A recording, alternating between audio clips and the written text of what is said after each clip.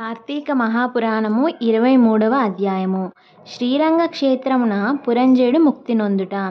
అగస్త్యుడు మరలా అత్రి మహర్షిని గాంచి, ఓ మునిపుంగవ, విజయమందిన పురంజయుడు ఏమి చేసెనో వివరింపుము అని అడుగగా, అత్రి మహాముని ఇట్లు చెప్పితిరి. కుంభసంభవ, పురంజయుడు కార్తీక వ్రతమాచరణ ప్రభావమున అసమాన బలోపేతుడై అగ్నిశేషము శత్రుశేషము ఉండకూడదని తెలిసి తన శత్రురాజులందరినీ ఓడించి నిరాటంకముగా తన రాజ్యమును ఏలుచుండెను. తన యొక్క విష్ణుభక్తి ప్రభావం వలన గొప్ప పరాక్రమవంతుడు, పవిత్రుడు, సత్యదీక్షా తత్పరుడు, నిత్యాన్నదాత, భక్త ప్రియవాది, తేజోవంతుడు, వేదాంగవేత్తయ్యై ఉండెను. మరియు అనేక శత్రువులను జయించి దశ దిశలా తన అఖండ కీర్తిని ప్రసరింపచేసెను. శత్రువులకు సింహస్వప్నమైన విష్ణు సేవాంధరుడై కార్తీక వ్రత ప్రభావమున కోటికి పడగెత్తి అరిషడ్వర్గములను కూడా జయించిన వాడై ఉండెను. ఇన్ని ఏలా అతడు ఇప్పుడు విష్ణు భక్తాగ్రేసరుడు, సదాచార సత్పురుషులలో ఉత్తముడై రాణించుచుండెను. అయినను తనకు తృప్తి లేదు. ఏ దేశమున, ఏ కాలమున, ఏ క్షేత్రమున ఏ విధముగా శ్రీహరిని పూజించిన కృతార్థుడైనగుదును అని విచారించుచుండగా, ఒకానొక నాడు అశరీరవాణి పురంజయ, కావేరీ తీరమున శ్రీరంగ క్షేత్రం ఉన్నది. దానిని రెండవ వైకుంఠము అని పిలిచెదరు. నీవచట కేకి శ్రీరంగనాథ స్వామిని అర్చింపుము. నీవీ సంసార సాగరమును దాటి మోక్ష ప్రాప్తి నొందితువు అని పలికెను. అంతటా పురంజయుడు ఆ అశరీరవాణి వాక్యములు విని రాజ్యభారమును మంత్రులకు అప్పగించి సపరివారముగా బయలుదేరి మార్గమధ్యమునున్న పుణ్యక్షేత్రములను దర్శించుకొనుచు, ఆయా దేవతలను సేవించుచు, పుణ్యనదులలో స్నానము చేయుచు శ్రీరంగము చేరుకొనెను.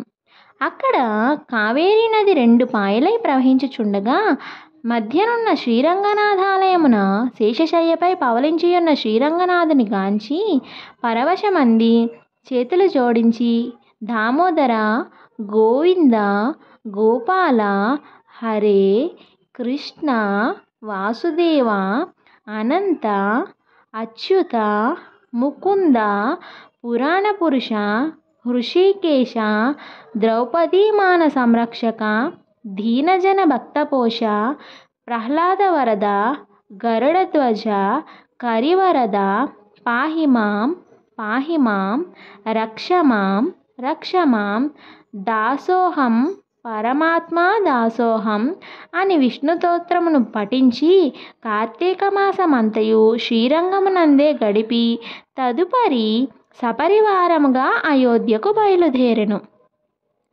పురంజయుడు శ్రీరంగనాథ స్వామి సమక్షమున కార్తీక మాసంలో చేసిన వ్రతముల మహిమ వలన అతని రాజ్యమందలి జనులందరూ సిరి సంపదలతో, పాడి పంటలతో, ధనధాన్యాలతో, ఆయురారోగ్యములతో ఉండిరి.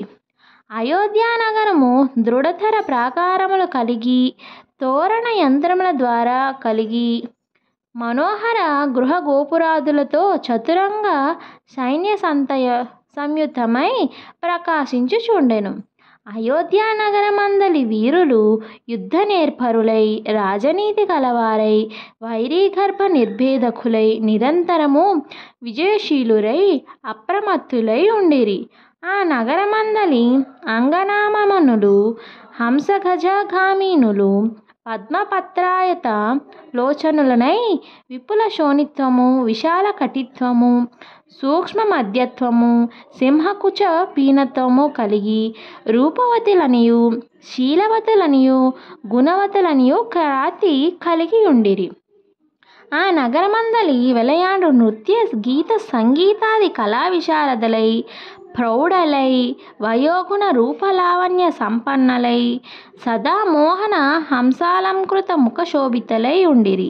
ఆ పట్టణ కులాంగనలు పతి శుశ్రూషా పారాయణులై, సద్గుణాలంకార భూషితులై, చిద్విలాస హాసోల్లాస పులకాంకిత శరీరులై ఉండిరి. పురంజయుడు శ్రీరంగ క్షేత్రమున కార్తీక మాస వ్రతం ఆచరించి సతీ సమేతుడై ఇంటికి సుఖముగా చేరును. పురంజయుని రాక విని పౌరజనాదులు మంగళ వాయిద్య తూర్య ధ్వనులతో ఎదురేగి నగర ప్రదక్షిణ చేసి నిజాంతఃపురమున ప్రవేశపెట్టిరి. అతడు ధర్మాభిలాషయై దైవభక్తి పారాయణుడై రాజ్యపాలన మొనర్చెను.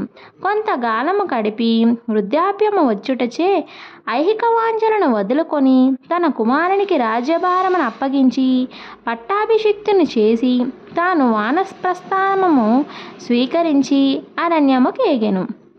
అతడు ఆ వానప్రస్థాశ్రమమందు కూడా ఏటేటా విధి విధానముగా కార్తీక మాస వ్రతం ఆచరించుచు క్రమముగా శరీరం అడుగంటుచే మరణించి వైకుంఠమునకు పోయెను. కావున ఓ అగస్య, కార్తీక వ్రతము అత్యంత ఫలప్రదమైన మహత్యము కలది. దానిని ప్రతి వారును ఆచరించవలను. ఈ కథ చదివిన వారికి, చదివినప్పుడు వినున వారికి కూడా వైకుంఠ ప్రాప్తి కలుగును. త్రయోవింశాధ్యాయము 23వ రోజు పారాయణము సమాప్తము. హర హర మహాదేవ శంభో శంకర.